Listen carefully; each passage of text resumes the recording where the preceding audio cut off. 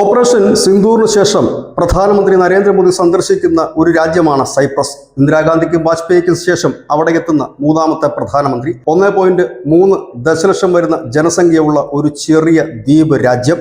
ആ രാജ്യത്താണ് പ്രധാനമന്ത്രി എത്തുന്നത്, അതും 2 ദിവസത്തെ സന്ദർശനത്തിനായി. 1974 തുർക്കിയാൽ വിഭജിക്കപ്പെട്ട ഒരു രാജ്യം കൂടിയാണ് സൈപ്രസ്. അന്ന് മുതൽ തുടങ്ങിയതാണ് തുർക്കിയുമായുള്ള ശത്രുത. അതുമാത്രവുമല്ല, എക്കാലത്തും ഐക്യരാഷ്ട്രസഭയിലെ ഇന്ത്യയുടെ സ്ഥിര അംഗത്വത്തിനു വേണ്ടിയിട്ടും ന്യൂക്ലിയർ സപ്ലൈസ് ഗ്രൂപ്പിലും ഒക്കെ ഇന്ത്യക്ക് വേണ്ടിയിട്ട് വാദിക്കുകയും ഇന്ത്യയെ പിന്തുണയ്ക്കുകയും ചെയ്തിരുന്ന രാജ്യം കൂടിയാണ് സൈപ്രസ്. പുരാതന കാലം മുതൽ തന്നെ ഇന്ത്യയുമായി അടുത്ത ബന്ധമുണ്ട്. മെഡിറ്ററേനിയൻ കടലിൽ സ്ഥിതി ചെയ്യുന്ന സൈപ്രസ് ബുദ്ധമതം സജീവമായിരുന്നു. അതുകൊണ്ട് തന്നെ മിഷണറിമാർ, പിൽക്കാലത്ത് ക്രൈസ്തവ മിഷണറിമാരടക്കം ഇന്ത്യയിലേക്ക് വരികയും പോവുകയും സാംസ്കാരികപരമായ കൈമാറ്റങ്ങൾ നടത്തപ്പെടുകയും ചെയ്തിരുന്നു. 1960 സൈപ്രസിന് ഇന്ത്യയെ നയതന്ത്രപരമായി അംഗീകരിക്കുകയും നയതന്ത്ര കാര്യാലയം തുറക്കുകയും ചെയ്തത്. ഇതുമാത്രവുമല്ല, തുർക്കിയെ ഭയപ്പെടുത്തുന്ന മറ്റൊന്നുകൂടിയുണ്ട്. യൂറോപ്യൻ യൂണിയന്റെ അടുത്ത പ്രസിഡന്റായി വരുന്നത് സൈപ്രസ് ആണ്.